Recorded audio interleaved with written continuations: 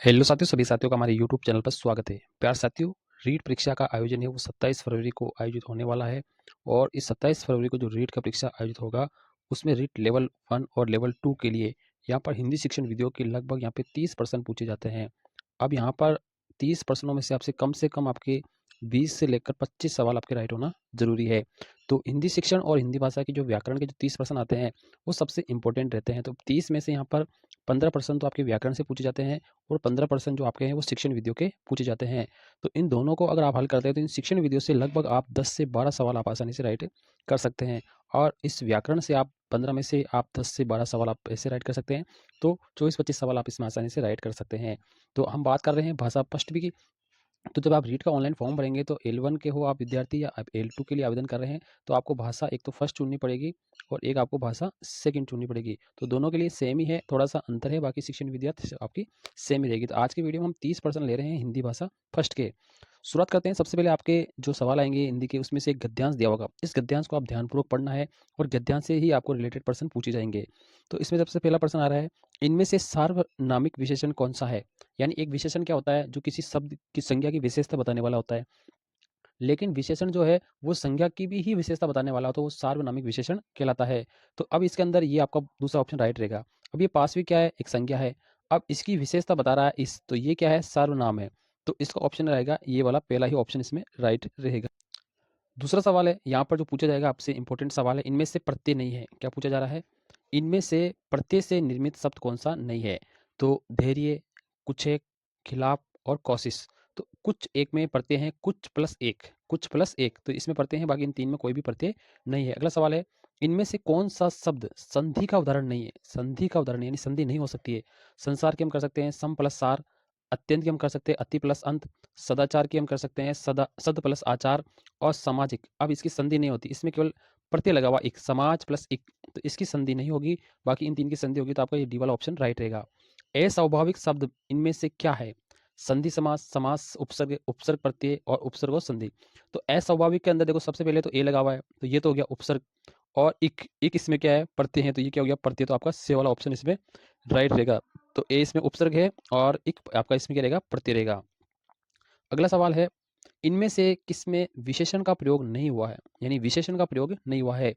लोग कितने, लाखों विशेषण है। विषमता कैसी है, आर्थिक। प्रेरणा कैसी है, एक।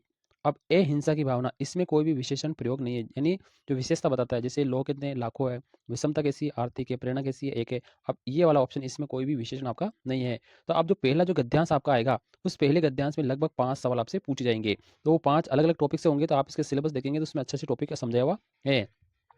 अब हम दूसरे गद्यांश की चलते हैं। तो अब दूसरे गद्यांश से भी लगभग आपसे 5% पूछे जाएंगे। तो सबसे पहले तो आपको इस पूरे गद्यांश को क्या करना है, पूरे को रीड कर लेना है अच्छे से। अब इसमें से कुछ शब्द आएंगे उसके बारे में ही प्रश्न आपसे पूछे जाएंगे।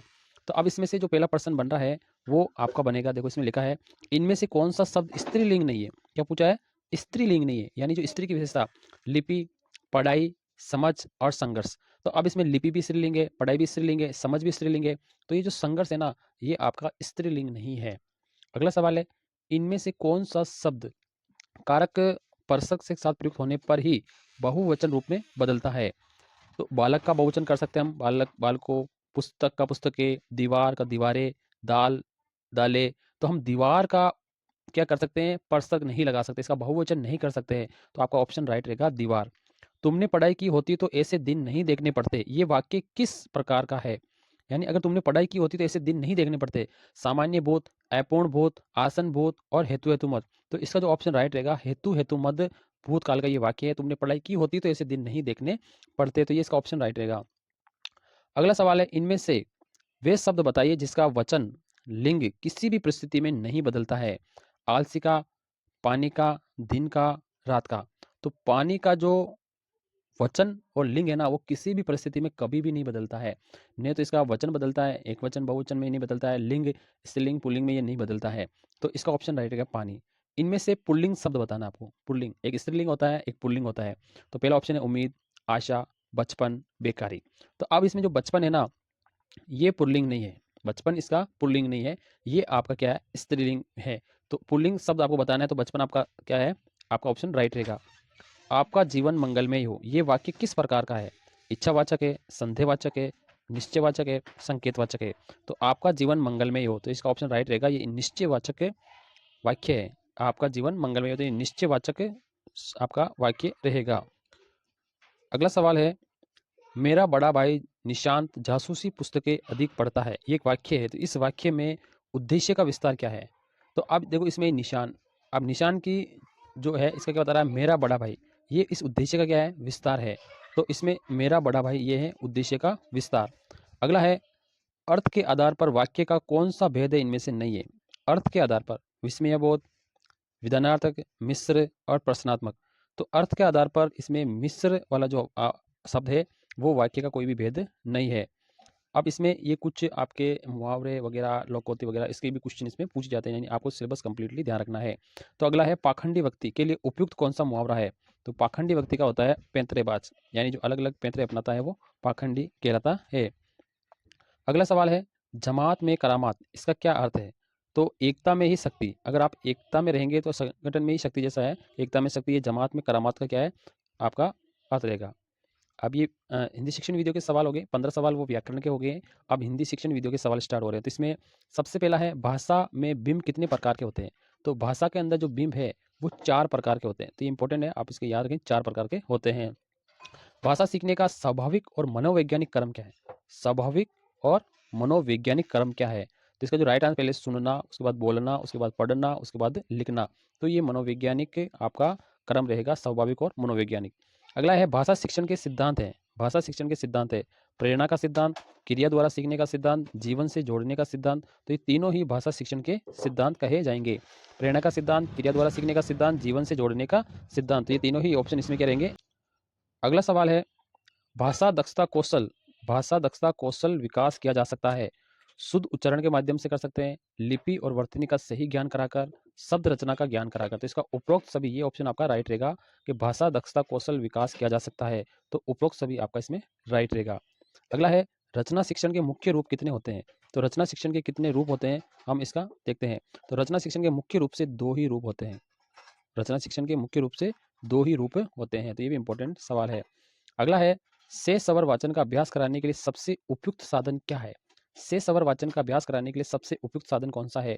आदर्श वाचन, अनुकरण वाचन, सामूहिक वाचन, पाठ्य पुस्तक विवेचन। तो आदर्श जो वाचन है वो से सवर वाचन का अभ्यास, से सवर वाचन से अभ्यास कराने का सबसे उपयुक्त साधन होता है आदर्श वाचन, यानी शिक्षक का आदर्श वाचन होगा तो उसमें आपके से सवर वाचन का अभ्यास सबसे अच्छा होगा। अगला और इंपॉर्टेंट सवाल है, मौन वाचन कब शुरू करना चाहिए? मौन वाचन कब शुरू करना चाहिए? तीसरी कक्षा से, चौथी कक्षा से, छठी कक्षा से या दूसरी कक्षा से? तो छठी कक्षा से मौन वाचन शुरू कर देना चाहिए। तो ये इंपॉर्टेंट सवाल है। अगला है, साइलेंट रीडिंग, ये किसकी रचना है? डेचेथ की है, स्मिथ की है, ब्राइन की है, पीटर की है? तो इसका ऑप्शन राइट रहेगा, ये ब्राइन की रचना है साइलेंट रीडिंग। अगला और इंपॉर्टेंट सवाल है, रेडियो की सीमाओं को कौन सा श्रव्य साधन दूर कर सकता है? रेडियो की सीमाओं को कौन सा श्रव्य साधन दूर कर सकता है? ग्रामोफोन, लिंग्वाफोन, टेप रिकॉर्डर, इनमें से कोई नहीं। तो रेडियो की समस्याओं का जो श्रव्य साधन है वो है टेप रिकॉर्डर। इसका राइट आंसर रहेगा टेप रिकॉर्डर। लिंग्वाफोन कैसा शैक्षिक उपकरण है? लिंग्वाफोन कैसा शैक्षिक उपकरण है? तो लिंग्वाफोन है वो श्रव्य उपकरण है। कैसा उपकरण है? श्रव्य उपकरण है। अगला और इंपॉर्टेंट सवाल है, जिस उद्देश्य के लिए परीक्षण तैयार किया गया है यदि वे उसकी पूर्ति करता है तो वे कैसा परीक्षण कहलाएगा? जिस उद्देश्य के लिए परीक्षण तैयार किया गया है और उसकी पूर्ति करता है तो क्या कहलाएगा? वो कहलाएगा वेद परीक्षण। क्या कहलाएगा? वेद परीक्षण। का राइट आंसर रहेगा वेद। उपलब्धि परीक्षण निर्माण में समंकन योजना, उपलब्धि परीक्षण निर्माण में समंकन योजना बनाने का क्या उद्देश्य है? निर्णय संबंधी असंगति को दूर करने में सहायता प्रदान करना, प्रश्नों की संख्या निर्धारित करना, छात्रों की कठिनाइयों का निर्धारण करना। तो इसका ऑप्शन राइट रहेगा, ये तीनों ही ऑप्शन इसमें राइट रहेंगे। अगला है, सीसीई प्रणाली में A1 ग्रेड कितने प्रतिशत अंक प्राप्त करने वाले छात्र को प्रदान किया जाएगा? A1 ग्रेड, A1 ग्रेड 91 से लेकर 100 तक को प्राप्त किया जाएगा। इसका ऑप्शन राइट रहेगा। उपचारात्मक शिक्षण का क्या उद्देश्य है? उपचारात्मक शिक्षण का क्या उद्देश्य है? छात्रों की त्रुटियों का पता लगाना, विषय के प्रति रुचि उत्पन्न करना, छात्रों का पिछड़ापन दूर करना और छात्रों की प्रगति का ज्ञान करना। तो उपचारात्मक शिक्षण का जो उद्देश्य होता है वो है छात्रों का पिछड़ापन दूर करना, छात्रों का पिछड़ापन दूर करना। इसका ऑप्शन राइट रहेगा। अगला है, सीसीई सीबीएसई ने किस वर्ष 10वीं की बोर्ड परीक्षा में सतत और समग्र मूल्यांकन, सतत और समग्र मूल्यांकन कब शुरू किया गया था? तो ये 2009 से सतत और समग्र मूल्यांकन शुरू किया गया था। तो ये रीट की दृष्टि से सबसे इंपॉर्टेंट क्वेश्चन थे और ये आपके 30 प्रश्नों की जो सीरीज थी, ये इंपॉर्टेंट 30 प्रश्न आपके इसमें पूछे गए थे और आप आसानी से इसे कर सकते हैं।